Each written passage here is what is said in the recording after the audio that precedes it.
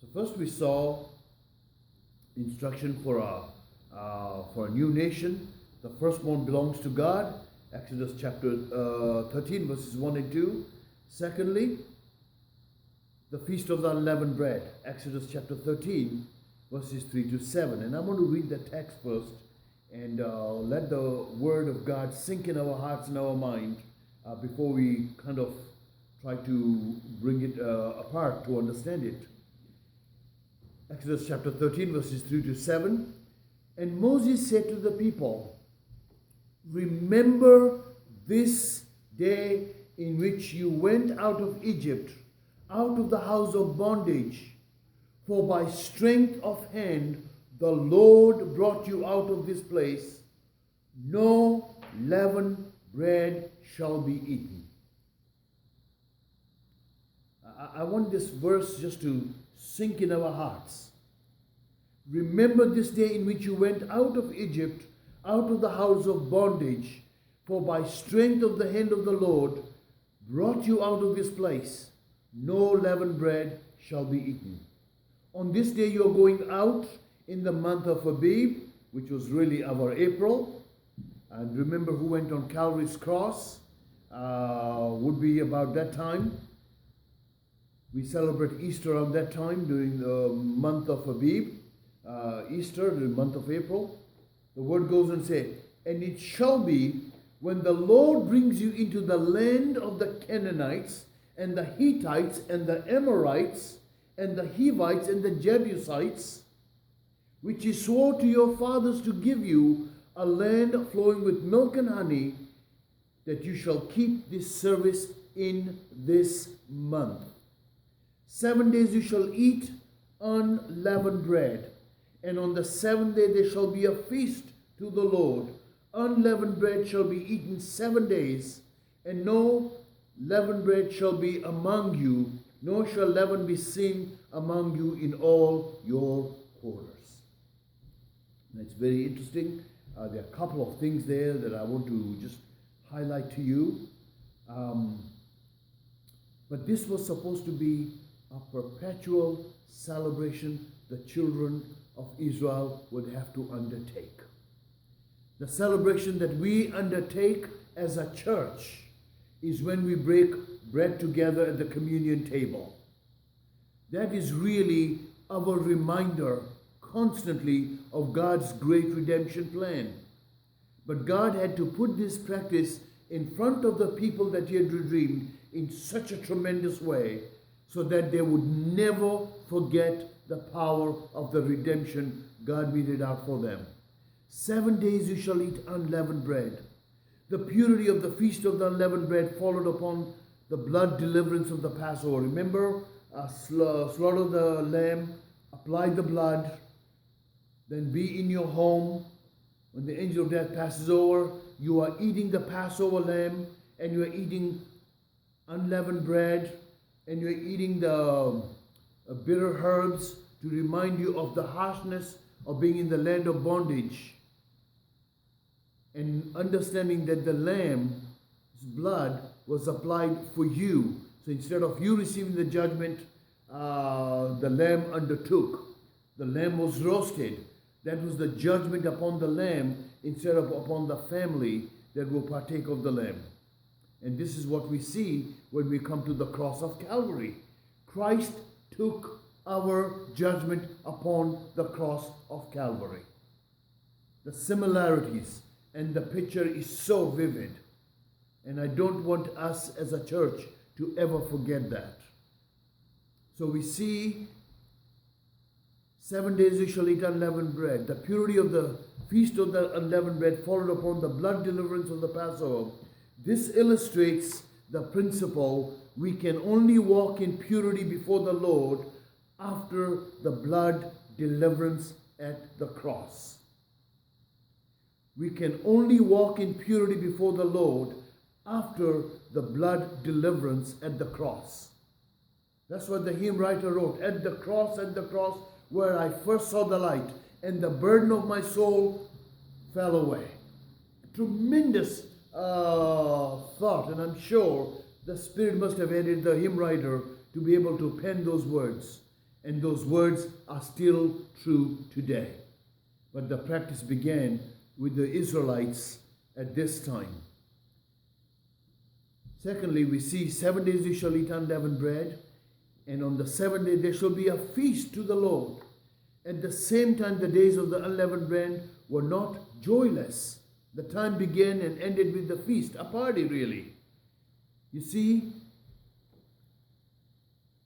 the people were celebrating the great redemption God put together. You say, well, that is fine, Pastor, but why unleavened bread?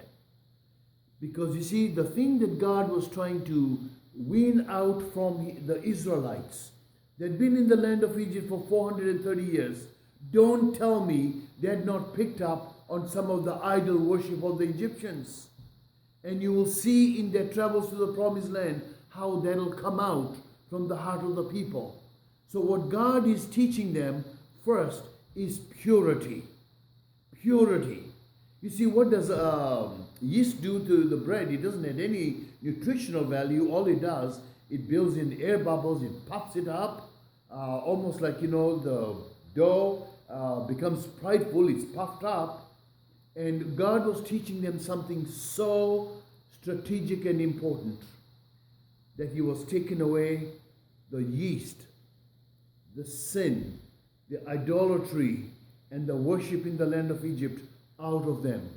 He was giving them a new mind, so they had to practice eating what was so basic to their everyday life that the moment they would eat unleavened bread, it would come to them, God has removed us from the land of bondage and sin, and God is doing a new thing in our hearts. You see, a walk of purity in the Lord is a life filled with joy. It had to be a party. If let's say you hear people who have come down with COVID, and the doctors work around this person, and they do everything they can, and this person comes out and he's well again. Now, if the person breaks down and cries and said, why did they make me well again? There's something a lot sicker in that person than what COVID-19 has done to that person. But when somebody is healed, if they don't rejoice, there's something seriously wrong with that person. But usually I have found people who have been in the hospital, who've been very sick, have come through and are well, they begin to rejoice. But you know what? Those around them rejoice with the family member or with the friend who has been healed. So this is a great time. And here we see a walk of purity in the Lord is a life filled with joy. So why is it that many of us Christians walk with our face dragging on the floor? We see every little thing that goes wrong and we cry out, woe is me. I'll tell you, you cannot walk with Christ with a long face. That doesn't mean we don't struggle with the pain and the sorrow and the sickness and the disease and whatever else that ails us here. That doesn't mean we have this false bravado and smile on our face. It should be a fake thing. But the joy of the Lord, that's why Paul would write, rejoice, and again I say rejoice. If anybody has to have a life filled with joy, should be a believer like you and I, because we know Jesus Christ and we know He will do all things right. Thirdly, looking at Exodus chapter 13 verses 8 to 10, not only does God tell them to institute the feast of the unleavened bread, begin with feasting and rejoicing and end up with rejoicing. 7 days, the perfect number of days for God. And then it says that at the end of that 7 day, there'll be a great rejoicing, a great feast to the Lord. That is great. But if God stopped there, said, okay, this is what God wants us to do, this is what we need to do. God does something very unique. He says, remember to tell your children why you do these things. Now that was very instructive for me. And it just brought in the whole idea. Why do we have church? We hear message Sunday after Sunday. If you are inclined to be a person who attends church regularly, doesn't there come time in your heart when you said, I have heard so many messages, I think I've had my bags full?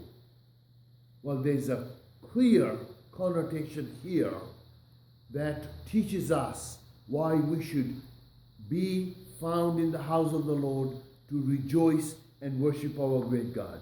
So Exodus chapter 13 verses 8 to 10. Remember to tell your children why you do these things. So we read from verse 8, and you shall tell your son in that day, saying, this is done because of what the Lord did for me when I came up from Egypt. It shall be as a sign to you and on your hand, as a memorial between your eyes, that the Lord's law may be in your mouth. For with a strong hand the Lord has brought you out of Egypt. You shall therefore keep this ordinance in its season from year to year. Now that's amazing. Tell your children. Perpetuate this truth. Perpetuate this power. So the children will know who God is. He is a God who redeems His people. And this is why we have Sunday school, we have Sunday school classes, we have small groups, we have church. All we are doing is passing on the good news that God is God and He's the great Redeemer, and He's the one who's going to redeem us from this fallen world. And the world sometimes does not like to hear that, because we all want to think we are good people. We do good things, and therefore really we don't need God. We can do it on our own. I'll tell you folks, the Bible makes it very clear we are all lost. You see, God rescued a nation, and He's giving this instruction to the nation because He wants them to carry that through, that they never forget who delivered them from the land of Egypt. So we as Christians have received this great heritage from the Bible to see what God was able to do and what God has done on the cross of Calvary. Now, what does it mean? It shall be a sign to you on your hand and as a memorial between your eyes.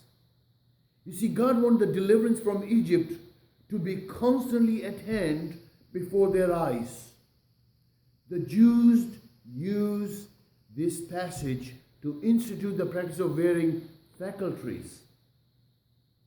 There were just little boxes.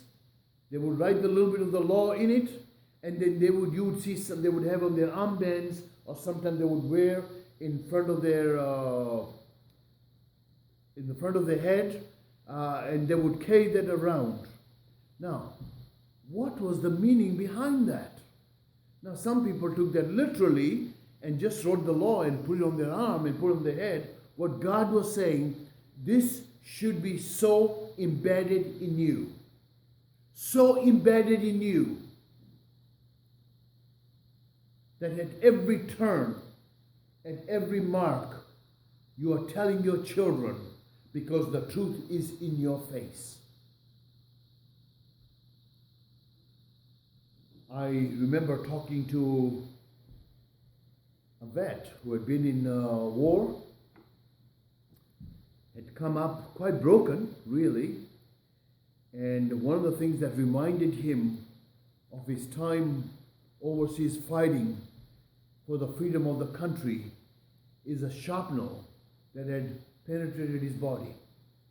They could not take the shrapnel out for where it was. To do it would have damaged a great part of his body and maybe shortened his life.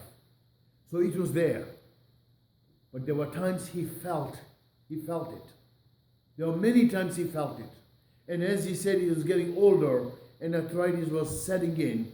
That became quite painful. That shrapnel was causing a lot of other issues in his life. But he said, this is a constant reminder of where I was and the war we fought. He said, so that we don't make the mistake to fall into that into war again.